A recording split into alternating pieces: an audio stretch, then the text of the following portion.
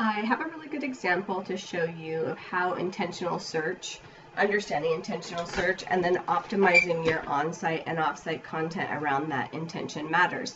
Now, the example I have happens to be around a local business, but it matters whether you're e-commerce or a global company or a local business. So when I do a search for dental implants, I'm going to go ahead and do this now, and I've done this before.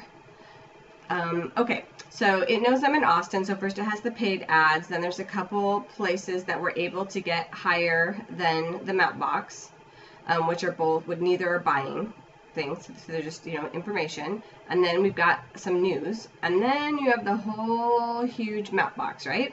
Now, I went through off video, because I didn't want to waste your time, and counted how many dentist offices optimize themselves for local search for dental implants, and there happens to be 48 in our area in this particular search.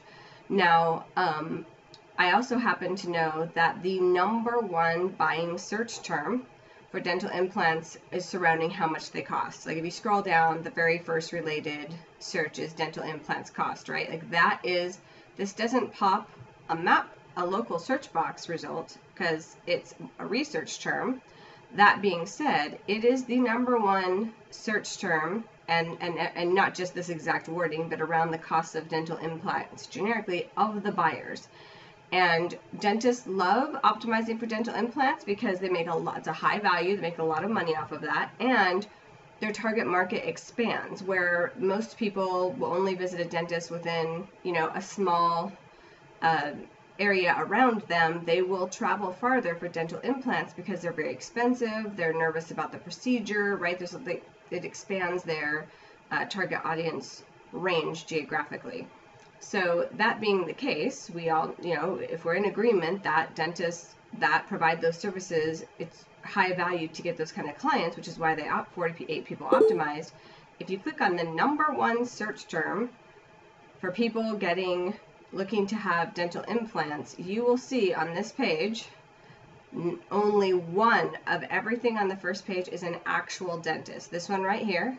Everything else is our feeder sites, you're just collecting leads and selling them, information, 1-800-DENTIST, right? That's like this is just information here. I mean, none of these are actual dentists except this guy.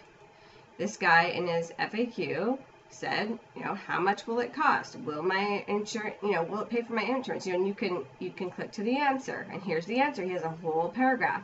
He doesn't say, how much does it cost with my office? Like that's the main mistake that dentists do, is they say, oh, it's, this is how much we charge for dentists. But he said, this is how much they cost generically. That's the question people are asking, but nobody thinks to put that on their website because they think we just want to talk about what our costs are. But that's not what people are asking because they don't know you exist. This guy got it. He has a video over here talking about some important aspects of it. I haven't looked. It's probably optimized well with those keywords, right? And he's smart. He actually took all the main intentions behind the buyers. Is age a factor? Am I a candidate? How do I know if I am? Is it, what about if it's a failed implant? Will it hurt? How long will it take? How long will I be without my teeth, right? These are the intention questions that don't pop a map box, and therefore 98% of dentists don't optimize for these terms, but these are the questions that people are searching for, and they want to work with people that answer their questions. With this, they are looking specifically for people they can afford. But in conjunction with that, they want someone who's going to take care of them because they're scared. It's a scary procedure. They don't want to be in pain. They don't want to lose their teeth. They want it done right, So this is the only guy out of 48 that actually got it. And let's see. And he's actually in Dallas, right? So not even Austin. That's just an example of why your on-site content needs to match the intention of the searcher.